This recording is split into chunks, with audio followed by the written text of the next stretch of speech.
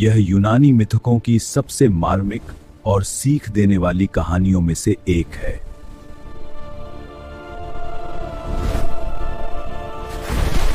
इकारस, वो लड़का जो सूरज के बहुत करीब उड़ गया।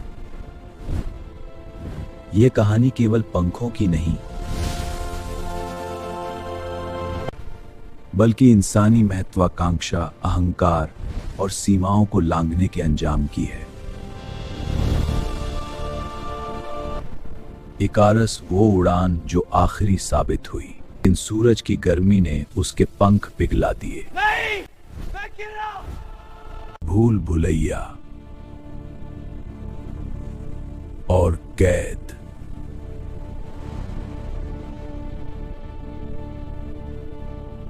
प्राचीन यूनान में एक महान आविष्कारक था।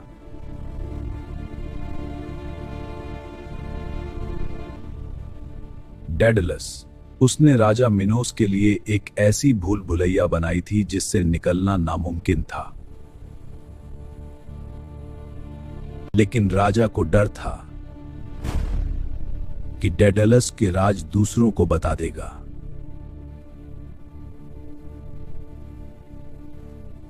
इसलिए उसने डेडलस और उसके बेटे इकारस को एक ऊंचे टावर में कैद कर दिया। चारों तरफ समंदर था और नीचे पहरेदार। भागने का कोई रास्ता नहीं था। लेकिन डेडलस ने हार नहीं मानी। उसने खिड़की से पक्षियों को उड़ते देखा और उसे एक पागलपन भरा विचार आया।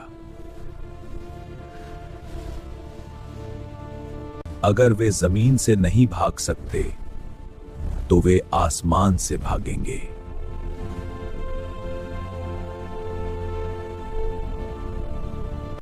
मोम के पंख और पिता की चेतावनी। देखो इकारस, ये पर कैसे बनते हैं। हाँ पिताजी, कितने सुंदर हैं। लेकिन याद रखना, ये बहुत नाजुक हैं। मैं संभाल कर रखूंगा। बेटा, इन पंखों से बहुत ऊंचा मत उड़ना। डेडलस ने हजारों पंख इकट्ठे किए और उन्हें मोम की मदद से 2 जोड़ी विशाल पंखों में बदल दिया। जब पंख तैयार हो गए तो उसने अपने बेटे इकारस के कंधों पर उन्हें बांधा और एक सख्त चेतावनी दी। इकारस, सूरज के बहुत पास मत जा। हाँ पिताजी। बेटा, याद रखना, न तो बहुत नीचे उड़ना, क्योंकि समुद्र की नमी तुम्हारे पंखों को भारी कर देगी, और न ही बहुत ऊपर उड़ना, क्योंकि सूरज की गर्मी मोम को पिघला देगी। बस मेरे पीछे पीछे बीच के रास्ते पर चलना। इकारस ने सिर हिलाया, लेकिन उसकी आंखों में आसमान को छूने की चमक थी। पहली उड़ान और आजादी का नशा।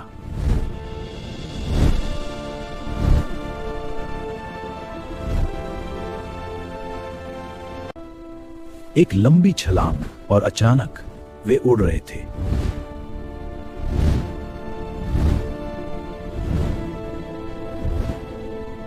इंसानी इतिहास में पहली बार कोई परिंदों की तरह बादलों से बातें कर रहा है।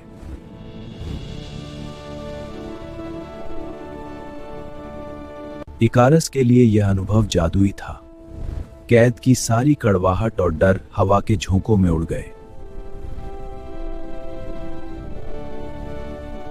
जैसे जैसे वह ऊपर गया, उसे खुद पर गर्व होने लगा।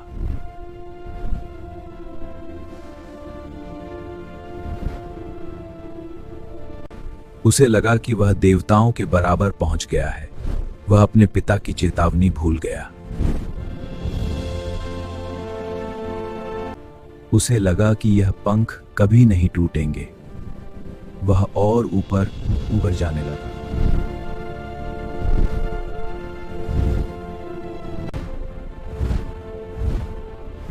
सीधे उस तपते हुए सूरज की ओर।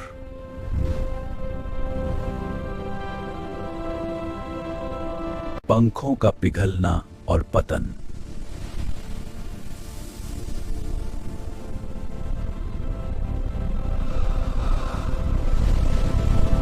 सूरज की किरणें अब बहुत गर्म थी। डेडलस की कही बात सच होने लगी।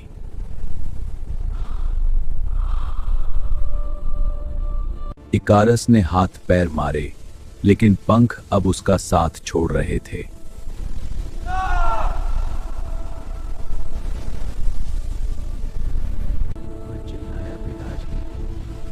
लेकिन डेडलस बहुत आगे निकल चुका था।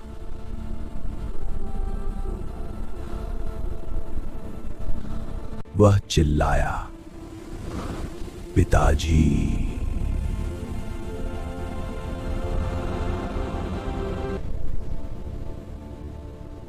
इकारस आसमान से बिजली की रफ्तार से नीचे गिरा। उसका शरीर सीधे समंदर की लहरों में जा समाया। डेडलस पीछे मुड़ा तो उसे सिर्फ पानी पर तैरते हुए कुछ पंख दिखाई दिए। उसने अपने बेटे को खो दिया था, जिस आविष्कार ने उसे आजादी दी।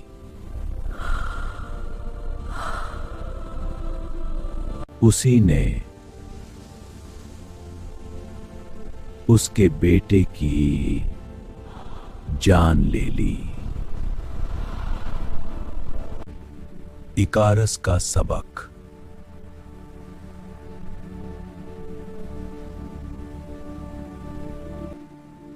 आज भी उस समंदर को इकारियन सी कहा जाता है। इकारस की कहानी हमें सिखाती है,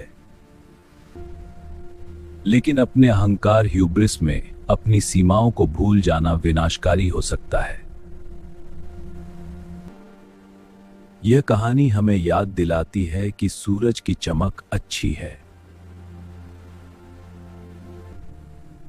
लेकिन उसकी गर्मी को वही झेल सकता है जिसके पास खुद का प्रकाश हो, उधार के पंख नहीं।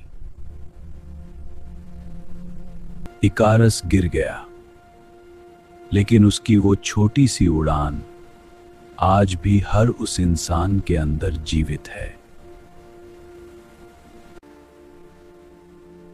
जो नामुमकिन को मुमकिन करना चाहता है। दोस्तों, क्या इकारस की मौत का जिम्मेदार डेडलस था या इकारस का अपना अहंकार? अपनी राय कमेंट्स में जरूर बताएं। अगर आपको यह इमोशनल मिथक पसंद आया तो वीडियो को लाइक करें और सब्सक्राइब करें। मिलते हैं अगले वीडियो में। जय हिंद।